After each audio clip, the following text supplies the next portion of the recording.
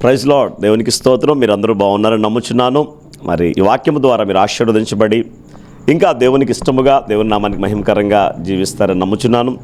ఈరోజు వాక్యంలో నుండి యాకోబు రాసిన పత్రిక 1వ అధ్యాయము 17వ వచనమును మనము ధ్యానిద్దాము. శ్రేష్టమైన ప్రతి ఈవియు సంపూర్ణమైన ప్రతి వరమును పరసంబంధమైనదై జ్యోతిర్మయుడగు తండ్రి యొద్ద నుండి వచ్చును అని చెప్పి దేవుని వాక్యం సెలవిస్తుంది. ప్రియమైనది కాబట్టి దేవుని వాక్యములో శ్రేష్టమైన ప్రతి ఈవిని కూడా తన ప్రజలమైన మనకు దేవుడు ఇవ్వాలని ఆశ కలిగి ఉన్నాడు.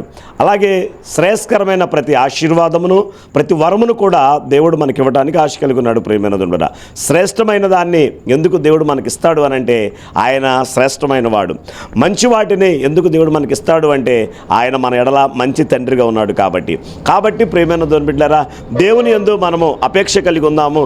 దేవుని యొద్ద నుండి మనము ఎదురు చూద్దాము.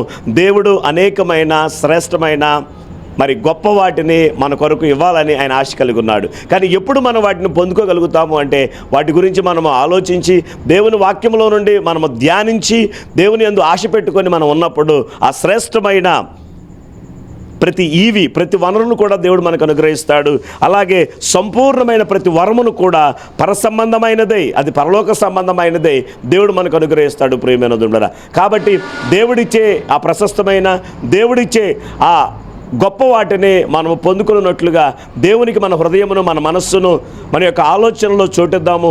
దేవుడిచ్చిన ప్రతి శ్రేయస్కరమైన ఆశీర్వాదము ద్వారా ఆయన వరము ద్వారా మనము దేవుని నామానికి మహిమకరంగా ఇంకా అనేకులకు దీవెన కారణముగా మనం ఉండాలి అన్నది దేవుని చిత్తమైనది. ప్రియమైనది ఇప్పటికే దేవుడు మనకిచ్చిన తలాంతులను వరములను మనం ఇతరుల యొక్క ప్రయోజనము కొరకు వాడినప్పుడు దేవుడు ఆ యొక్క తలాంతులు ఇచ్చిన వారిని 2 తలాంతులు ఇచ్చిన వానికి ఎలాగో 2 సంపాదిస్తే ఇంకా అనేకమైన వాటి మీద ఉంచాడు.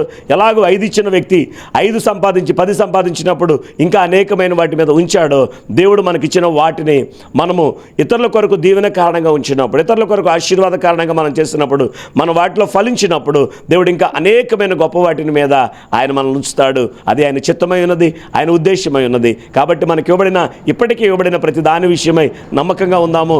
దేవుడు ఇంకా అనేకమైన వాటిని ఇచ్చి ఆయన నామానికి మహిమకరంగా భూమి మీద ఆయనకి సాక్షులుగా మనలను వాడుకొనును గాక.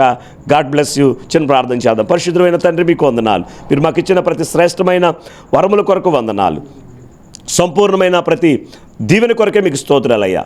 మీరు మాకు ఇచ్చిన దీవెన ద్వారా ఆ వరముల ద్వారా మేము అనేకులకు దీవెన కారణముగా ఉండి నీ చేత బల నమ్మకమైన మంచి దాసులు అనిపించుకునే ఆ కృపను ప్రతి బిడ్డకు, ఈ వాక్యుడైన ప్రతి బిడ్డకు దయచేయమని యేసుక్రీస్తు నామమున స్తుతులతో ప్రార్థించి వేడుకుంటున్నాము తండ్రి. ఆమేన్. God bless you. అందరికీ వందనాలు.